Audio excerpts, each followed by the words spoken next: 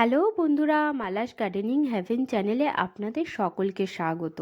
আশা করি আপনারা সবাই ভালো আছেন, সুস্থ আছেন, আর সাথে সাথে নতুন নতুন গাছ প্রত্যেক দিন লাগাচ্ছেন আর আনন্দে রয়েছেন। আর এই দেখুন, এটি হলো আমার নাকচম্পা ফুলের গাছ। কত সুন্দর ফুল ফুটেছে। এর সাদা রঙটা আমার এত যে ভালো লাগে আর কি বলবো। আর চাঁপা ফুলের অন্যান্য ভ্যারাইটি যেগুলো ফুল ফোটে সেগুলোতে তো সারা বছর ফুল ফোটে না, কিন্তু এই নাকচম্পা গাছে সারা বছরই কম বেশি ফুল ফোটে। আর ফুলগুলি দেখতেও অসম্ভব সুন্দর আর সাইজেও অনেক বড়। আর শীত পড়ে যাওয়া সত্ত্বেও জবা ফুল গাছটাতেও বেশ ফুল ফুটছে। এখনও প্রত্যেক দিন এরকম 5টা 6টা করে ফুল ফুটতেই রয়েছে। আর এই ফুলেই মোটের উপরে আমার পুজোর কাজকর্ম সমস্ত মিটে যায়। আর আজকের নতুন ব্লগে আমরা বেশ কিছু গার্ডেনিংয়ের টিপস আর ট্রিক্স দেখব। চলুন তাহলে শুরু করা যাক। এই দেখুন, ভাতের মাড় তো আমি কোনোদিনও ফেলি না। ভাতের মাড় আমি এই পেঁপে গাছ বা যে কোনো গাছের গোড়ায় চেঞ্জ করে করে দিতে থাকি। আজকে মাড়গুলিকে এই পেঁপে গাছের গোড়াতেই দিয়ে দিলাম। ভাতের মাড়ে থেকে হিউমিক অ্যাসিড তৈরি হয়, যা গাছের শিকড়ের বৃদ্ধি, ফুল ফল ইত্যাদির বৃদ্ধিতে খুবই সাহায্য করে। আর এদিকে দেখুন আমার দোপাটি ফুলের গাছটি। বর্ষাকালে তো প্রচুর ফুল ফুটেছিল, এখনও ফুল ফুটছে একটা দুটো, কিন্তু এর এখন মেন ফোকাস হয়ে গেছে দানা তৈরিতে। কিন্তু এখন আমি আর একে আর দানা তৈরি করবার জন্য না রেখে একে তুলে দিলাম, দিয়ে এখানেই শীতের গাছ লাগাবো। এই দেখুন, একটা গাছকে তুলে দিলাম, আর এই গাছটাকেই একটুখানি শুকনো করতে দিতে হবে।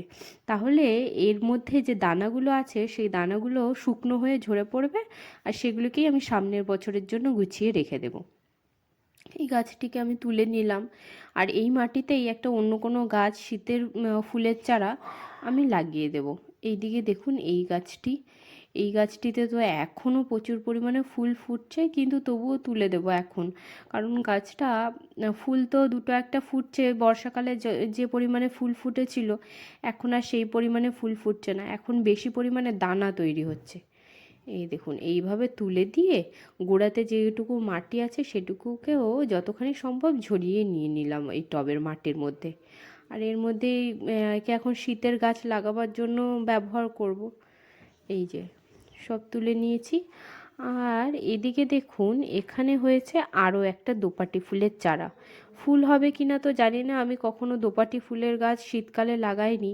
তবে একেও তুলে ফেলবো না, কোনো একটা গাছের গোড়াতে বা কোনো একটা জায়গাতে বসিয়ে দেবো যাতে বড় হয়। আর এদিকে এটাও তো আমি নাম জানি না কি গাছ, তবে গাছটা খুবই দামি। আর হচ্ছে আপনারা এই গাছটিকে প্রায়শই বাগানের মধ্যেখানে সেন্টার ফেসে লাগাতে পারেন। এটা খুবই লো মেনটেনেন্সের একটি গাছ। আর এদিকে দেখুন, লঙ্কা জবার গাছের দুটো ডাল লাগিয়েছিলাম, একটাতে তো ফুল ফুটছিল, আপনাদের সাথে শেয়ার করেছিলাম, আর একটা ডাল এখানে।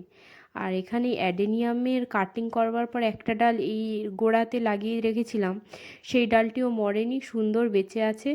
আজকে একে এখান থেকে তুলে দেব, দিয়ে ওই অ্যাডেনিয়ামের অন্যান্য ডালগুলি যেখানে লাগিয়েছি সেইখানে নিয়ে গিয়ে লাগাবো। এই দেখুন, এখন তো বোঝা যাচ্ছে না যে শিকড়টা কতটা কি হয়েছে। চলুন এটাকে জল দিয়ে ধুয়ে ফেলি, তাহলে বুঝতে পারবো যে শিকড়টা কতটা সুন্দর হয়েছে আর কিভাবে এটাকে লাগানো যায়। চলুন দেখিয়ে দিচ্ছি আপনাদেরকে কত সুন্দর শিকড় বেরিয়েছে। এই দেখুন, বেশ সুন্দর শিকড় বেরিয়েছে। এই ডালটি আর মরবে না, গাছটি সুন্দরভাবে বাঁচবে। একে এই দেখুন, এর মধ্যে আরও 3টে ডাল লাগিয়ে রেখেছিলাম অ্যাডেনিয়ামের, এই বাকি আর একটা ডালও এই মাটিটার মধ্যেই লাগিয়ে ফেলবো। এই যে একটু ছোট্ট করে গর্ত করে এর মধ্যে বসিয়ে দিলাম। আর এটা হচ্ছে মানে খুব একটা উঁচু পাত্র নয়, এই 6 ইঞ্চি ডেপথ হবে এর। এর মধ্যেই এটাকে বসিয়ে দিয়ে গোড়াটাকে সুন্দর করে চাপা দিয়ে দিলাম।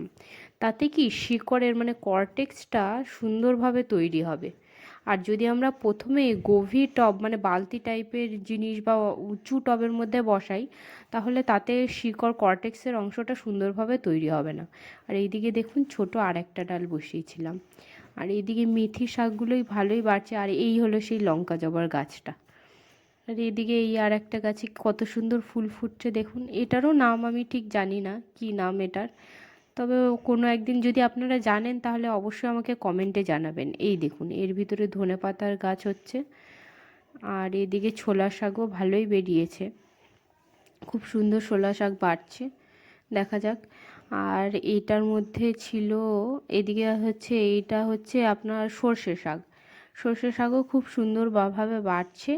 এদিকে লাল শাকগুলোও খুব সুন্দরভাবে বেরিয়ে এসেছে, খুব ভালোভাবে জার্মিনেট হয়েছে। আর এদিকে পালং শাকগুলো বেরোনো শুরু করেছে মাত্র, এই যে বেরোচ্ছে আস্তে আস্তে। আর এই হলো ওই গামলাটা যার মধ্যে ওই দোপাটি ফুলের গাছটা ছিল, এর মধ্যে এই ন্যাস্টারডিয়ামের গাছটা লাগিয়ে দেবো। ন্যাস্টারডিয়ামের গাছটা ভালোই বড় হয়, পিটুনিয়ার এই সাইডে হবে না। আর তখন যেহেতু আমার কাছে গামলা ছিল না, তাই ন্যাস্টারডিয়ামের গাছটিকে এই পিটুনিয়ার সাইডেই বসিয়ে রেখেছিলাম। তবে এখন এটাকে তুলে নিয়ে ওই দোপাটি ফুলের ওটার মধ্যে, গামলাটার মধ্যে বসিয়ে দেবো, তাতে এটা সুন্দরভাবে বাড়বে। আর আমি মাটিটার মধ্যে অল্প একটু গোবর সারও মিশিয়ে নিয়েছি, কারণ এতদিন ওই দোপাটি ফুলের গাছটা থাকার কারণে মাটিতে সার বেশ খানিকটা কমেই এসেছিলো। তো ওটার মধ্যে একটুখানি গোবর সার মিশিয়ে নিয়ে আর ন্যাস্টারডিয়ামের গাছটি সামান্য একটু গর্ত করে ভালোভাবে বসিয়ে দিলাম। আর এই বসিয়ে দেওয়ার পরে একটুখানি জলও দিয়ে দেবো। আর এইদিকে দেখুন পার্সোনাল ফুলের এই গাছটা কত সুন্দর ফুল ফুটেছে। ফুলটা যে এত সুন্দর দেখতে, ভিতরটা হলুদ আর বাইরেটা পিঙ্ক না লাল এটা বোঝা যাবে না, এটাকে কী কালার বলে সেটাও আমি ঠিক বুঝতে পারছি না, তবে খুবই সুন্দর লাগছে ফুলটা দেখতে। এই দেখুন খুব সুন্দর এই ফুলটা। বন্ধুরা, আপনাদের যদি আমার ভিডিওটি ভালো লাগে তাহলে লাইক, শেয়ার, সাবস্ক্রাইব করে আমার পাশে থাকবেন। এদিকে দেখুন জবা ফুলের একটি কাটিংয়ের ডাল লাগিয়েছিলাম আমি, সেটাও বেশ বেঁচে আছে। দেখি শিকড় যখন বেরোবে, নতুন পাতা বেরোবে, একেও তুলে একটি বড় জায়গাতে ট্রান্সফার করব। আর আপনাদেরকেও দেখাবো যে কিভাবে ওটাকে ট্রান্সফার করি। আর এদিকে এক্সোরার গাছটা যে বসিয়েছি, এটাই টবের মধ্যে রয়েছে। আর এদিকে সাইড দিয়ে একটা সর্ষে গাছ বেরিয়েছে, কিন্তু এর গোড়ায় বেরিয়েছে আগের বছরের দানা থেকে প্রচুর পরিমাণে পিটুনিয়া ফুলের ছোট ছোট চারা বেরিয়েছে। এদেরকেও তুলে তুলে ছোট ছোট টবের মধ্যে বসাতে হবে। তো আপাতত তো টব নেই, টব নিয়ে এসে মাটি রেডি করতে হবে, তারপরে এদেরকে সরাবো। তবে আজকের মতো সর্ষে গাছটাকে তুলে দিলাম, দিয়ে এরা একটুখানি বাড়ুক, তারপরে একে আমি শিফট করে দেব নতুন জায়গাতে। তো বন্ধুরা, যদি ভিডিওটি ভালো লাগে তাহলে লাইক, শেয়ার, সাবস্ক্রাইব করে আমার পাশে থাকবেন, আর কমেন্ট করতে একদম ভুলবেন না। দেখা হচ্ছে আবার কালকে একটি নতুন ব্লগের সাথে। আর আজকের মতন টাটা বন্ধুরা।